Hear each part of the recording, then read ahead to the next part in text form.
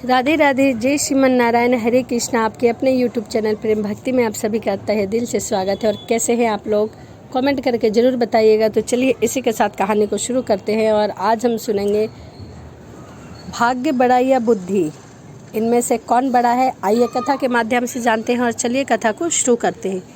एक बार बुद्धि देवता और भाग देवता में आपस में बातचीत होते होते विवाद खड़ा हो गया। विवाद इतना बढ़ गया कि बुद्धि देवता का कहना था कि वो बड़े हैं और भाग्य देवता का कहना था कि वो बड़े हैं। साथ ही साथ वो दलीलें भी देने लगे। बुद्धि देवता ने कहा, कर्म के साथ बुद्धि प्रधान है। जब तक मनुष्य बुद्धि का प्रयोग ना करे तब तक कोई कर्म नहीं कर सकता, उसे कुछ हासिल नहीं होता। इस पर भाग्य देवता ने कहा, नहीं, तुम्हारा कथन गलत है। मनुष्य के जीवन में भाग्य का बड़ा हाथ है। जब तक उसका भाग्य साथ ना दे तब तक उसे कुछ भी हासिल नहीं होता। जब काफ़ी वाद विवाद के बाद भी उन दोनों में से कोई भी अपने हार मानने को राजी नहीं हुआ, तब बुद्धि देवता ने सुझाव दी कि क्यों ना वो अपने अपनी बात को सिद्ध करके दिखाएं। जिसकी बात ठीक होगी वही बड़ा साबित होगा। भाग्य देवता को इस बात को मंजूरी दे दी और दोनों अपने अपनी बात को प्रमाणित करने के लिए धरती पर आ गए। एक स्थान पर उन्हें एक गंडरिया भेड़ बकरियां चराता दिखाई दिया। बुद्धि देवता ने कहा, यह देखो, वह रहा एक गरीब गंडरिया। यदि उसे बिना मेरी सहायता के राजा बना दो तो मैं समझूं कि तुम बड़े हो। भाग्य देवता ने इसे स्वीकार किया और अपनी शक्ति का चमत्कार दिखाने के लिए 1 माह का समय मांगा। बुद्धि देवता स्वीकृत देकर वहां से चले गए और भाग्य देवता ने उसे राजा बनाने के अपने यत्न शुरू कर दिए। उन्होंने बहुमूल्य हीरे मोती से जड़ी कीमती जूतियों की जोड़ी का निर्माण किया और उसे गंडरिये के रास्ते में रख दिया। कुछ क्षण बाद गंडरिया वहां से गुजरा और उसकी नज़र उन जूतियों पर पड़ी। उसने जूते को देखा और अपने पैरों में पहन लिया। भाग्य देवता, यहाँ तक तो सब ठीक हुआ। अब किसी व्यापारी को इस तक पहुँचाना चाहिए कि वह मेरी चुटकियों का काम करे। और भाग्य देवता ने तुरंत ही अपनी शक्ति से एक व्यापारी को उस मार्ग में पहुंचा दिया। जब व्यापारी की नज़र गंडरिये के जूते पर पड़ी तो वह बहुत आश्चर्यचकित हुआ और उसने उस गंडरिये को रुकवाकर उन जूतियों को खरीदने की मांग की। गंडरिया राजी हो गया। व्यापारी ने गंडरिये से पूछा कि वह जूतियों का कितना मूल्य लेगा। गंडरिया इतना मूर्ख था कि उसने जूतियों के बदले मात्र 2 चमन्नी अपने खाने के लिए मांगे। व्यापारी खुशी खुशी उसे देकर राजी खुशी व्यापारी उसे अपनी दुकान पर ले गया और उसे 2 मन चने और 2 चमन्नी दे दिए। उन चने को ले जाने के लिए गंडरिये के पास व्यापारी से एक गधे को उधार पर लेने की बात की तो व्यापारी ने उसे अपना गधा दे दिया। गंडरिया खुशी खुशी गधे पर 2 मन चने की बोरी रखकर चला गया। भाग्य देवता बोले, कितना मूर्ख निकला गंडरिया, लेकिन मुझे इस व्यापारी के दिमाग में कुछ भरना होगा ताकि गंडरिये का रास्ता साफ हो सके। और रात में जब व्यापारी सो रहा था तब भाग्य देवता उसके सपने में जाकर बोले, अरे मूर्ख, तू सोया हुआ है, तेरे तो भाग्य जाग उठे हैं। जा वो जूतियाँ जाकर महाराज को भेंट कर दे, महाराज तुझे माले माल कर देंगे। उधर जब गंडरिया गधे को हाँकता हुआ अपने घर जा रहा था तब उसे रास्ते में दोबारा बेशकीमती जूतियों की जोड़ी दिखाई पड़ी। वास्तव में भाग्य देवता की योजना के अनुसार उसे दोबारा मार्ग में रख दिया गया।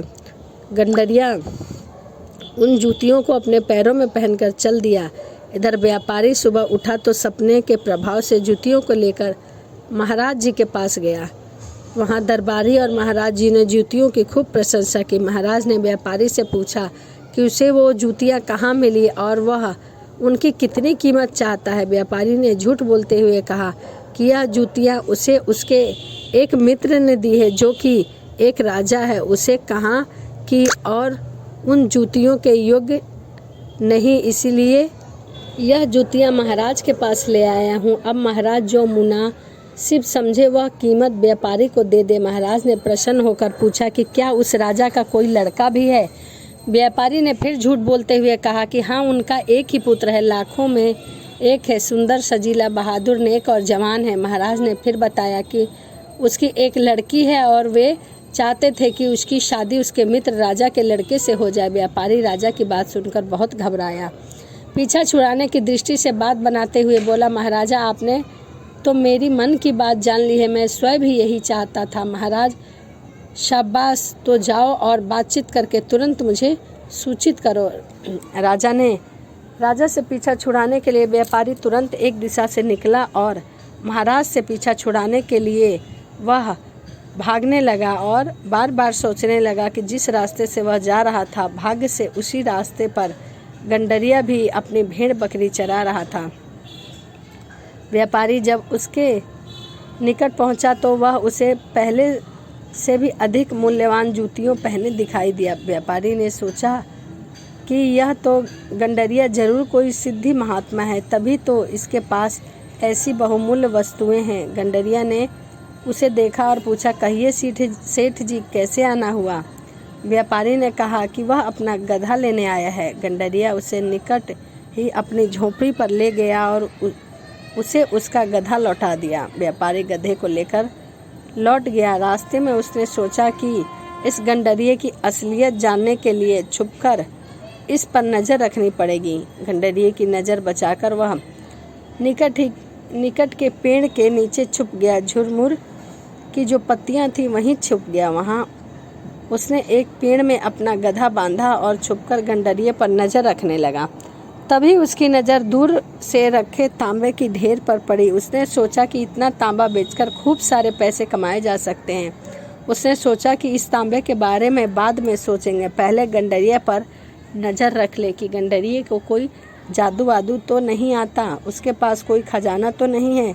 कुछ ही पल बाद वह गंडरिया आया। गंडरिया इतना मूर्ख था कि उसने तांबे के ढेर को देखा और उस पर सिर टकरा रखकर सो गया। व्यापारी सब देख रहा था। तभी भाग्य देवता ने अपने चमत्कार से उस तांबे के ढेर को सोने में बदल दिया। व्यापारी हक्का बक्का रह गया। कुछ समय बाद गंडरिया उठकर वहां से चला गया। व्यापारी ने सोचा कि जिस व्यक्ति के स्पर्श मात्र से तांबा सोना हो जाता है, उसे राजा बनाना कोई मुश्किल बात नहीं है। व्यापारी उस सोने के ढेर को घर ले गया और उसे बेचकर जमीन खरीद ली और किला बनवाना शुरू कर दिया। किला तैयार होने के बाद व्यापारी स्वयं राजा बन गया। उसने हजारों लोगों को एकत्रित करके अपनी सेना बना ली।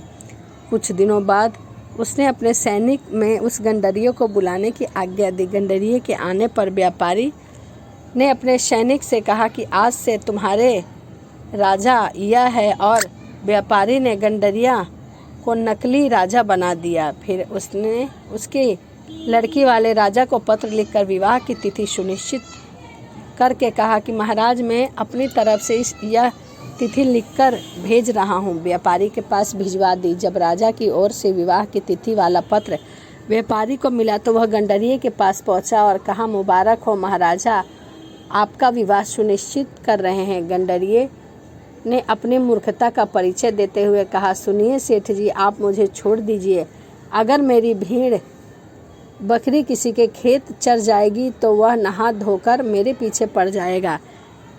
इस बात पर सभी दरबारी हंसने लगे। व्यापारी को लगा कि अगर उसने महाराजा के सामने ऐसी कोई मूर्खतापूर्ण बात कर दी तो वह उसी समय मारा जाएगा। उसने गंडरिये को एक तरफ बुलवाया और उसने कहा, ऐसी बात अगर कभी किसी के सामने कहोगे तो मैं उसी समय तुम्हें तलवार से मार डालूंगा। जो कुछ कहना हो मेरे कान में कहो। गंडरिया डरते डरते बोला, ठीक है। विवाह की तिथि आने पर व्यापारी गंडरिये की यहाँ बारात लेकर चल पड़ा। जब बारात लड़की वाले राजा के नगर के निकट पहुँचे तो उधर से मंत्री बहुत से नौकर चाकर अस्त्र शस्त्र सेना लेकर दूल्हे राजा की अगवानी के लिए आए, लेकिन गंडरिये ने उन्हें अपनी ओर आते देखकर उल्टा सोचा। उसने व्यापारी के कान में कहा, कदाचित मेरी भेड़ इनके खेत में जा घुसी है और वो मेरे कपड़े छत्ते छीनने आ रहे हैं। हे भगवान, अब मैं क्या करूं? तब तक मंत्री आदि सब उनके निकट आ पहुँचे।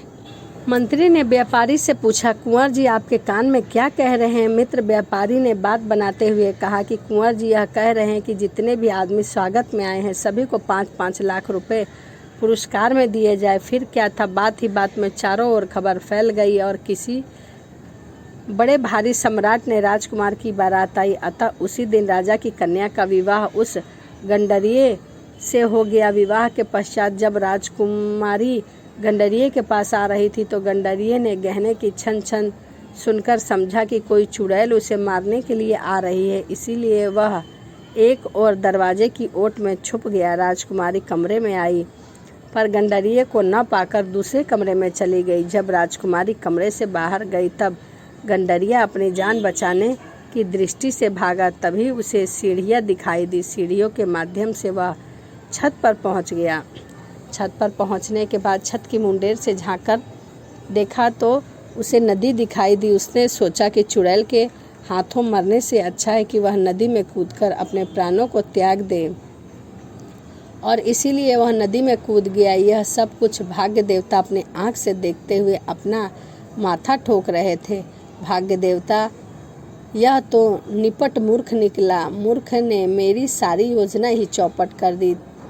तभी बुद्धि देवता मुस्कुराते हुए बोले। उनके पास पहुँचे बुद्धि देवता ने कहा, आखिर तुम हार ही गए बंधु, तुम्हारे लाख राजा बनाने से भी वह राजा न बन सका। आओ अब मैं तुम्हें बुद्धि का चमत्कार दिखाता हूँ। शीघ्र ही वह एक अहिर मतलब यादव की झोपड़ी में पहुँचे और वहाँ उस झोपड़ी में एक दरिद्र और अहिर रहता था जो रस्सी बनाकर बड़ी कठिनाई से अपनी जीवन याचिका चलाते थे। गंडरिये को तो तुमने अनमोल वस्तु दी, किंतु मेरे बिना उसने सब कुछ खो दिया। इसे केवल 100 रुपये ही दे दो, फिर देखो मेरा चमत्कार। भाग्य देवता ने सहमति से कहा, ठीक है, देखता हूँ यह पैसे से तुम इसे राजा कैसे बनाते हो। फिर दोनों अपने अपने रूप बदलकर अहिर की झोपड़ी में प्रवेश कर गए। अहिर से 1 पैसे की रस्सी खरीदकर बाहर आ गए। इससे के बाद बुद्धि देवता ने कहा, चलो चलते हैं, 1 माह बाद आकर देखेंगे कि 1 पैसा क्या रंग लाता है। उसके बाद दोनों वहाँ से चले गए। उधर अहिर ने वह पैसा संभालकर एक आले पर रख दिया। कुछ दिनों बाद अचानक ही एक मछुआरा उसके घर 1 पैसा मांगता हुआ आया। मछुआरे ने बताया कि उसे अपना जाल ठीक कराने के लिए 1 पैसे की आवश्यकता है।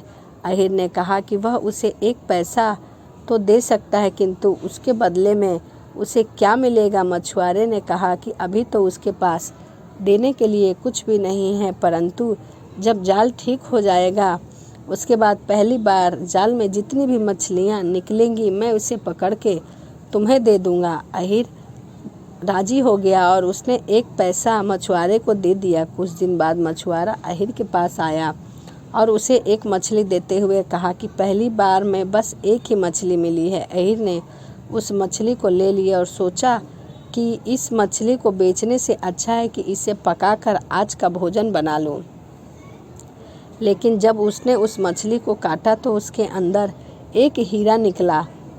वह हीरा निकलकर जमीन पर गिर गया। अहिर ने समझा कि एक मछली के पेट में कांच के टुकड़े के अलावा और क्या निकल सकता है, इसीलिए उसने वहीं छोड़ दिया और मछली खाकर सो गया। जब वह उठा तब रात हो चुकी थी, लेकिन उसका कमरा रोशनी से भरा था। उसने देखा कि यह रोशनी कहाँ से आ रही है। तब उसने देखा कि यह रोशनी तो उस कांच के टुकड़े से आ रही थी। उसने सोचा कि यह कांच का टुकड़ा तो बड़ा विचित्र है और उसे उठाकर आले पर रख दिया। झोपड़ी में इतनी रोशनी देखकर वह खुश था।